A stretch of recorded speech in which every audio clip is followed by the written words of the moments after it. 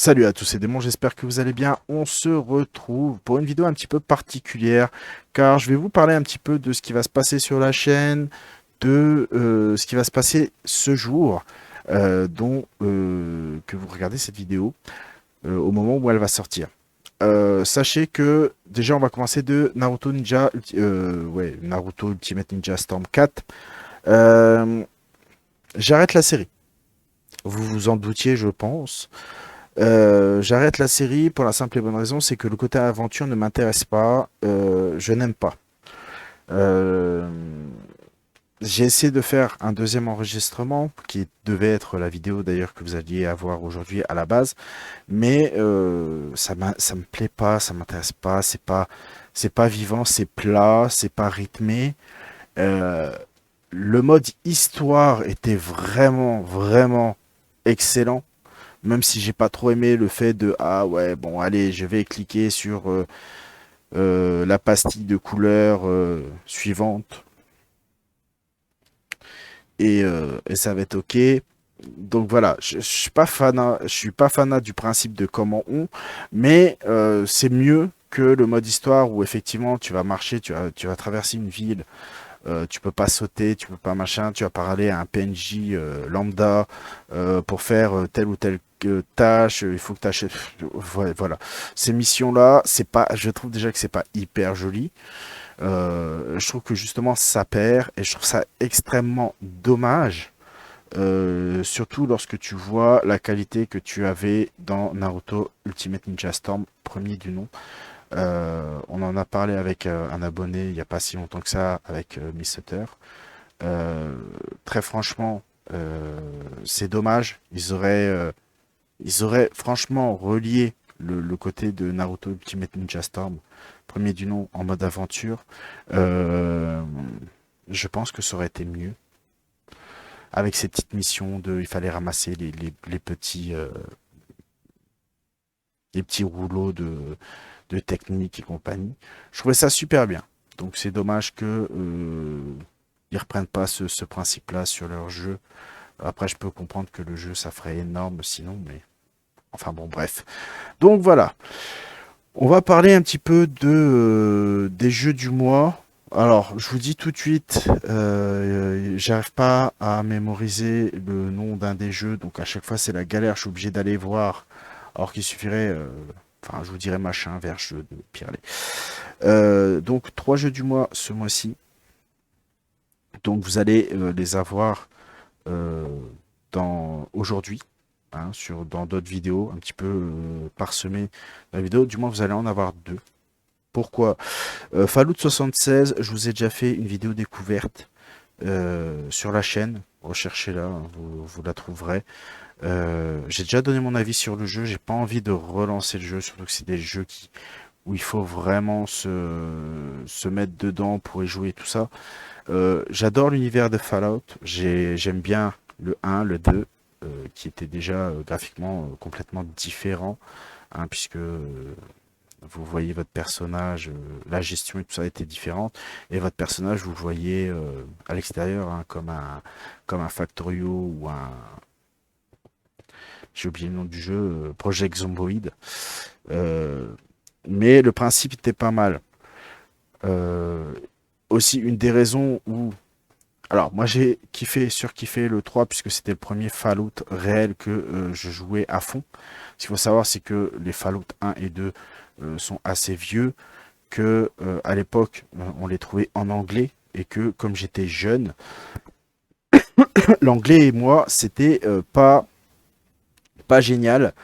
Aujourd'hui c'est un petit peu moins compliqué, mais si j'ai l'occasion d'avoir du français, je préfère en français, hein. C'est une question de préférence, hein. C'est comme ceux qui vont regarder des mangas uniquement en version originale sous-titrée et d'autres qui vont les regarder en VF. Moi, je suis partisan de la VF, hein, honnêtement.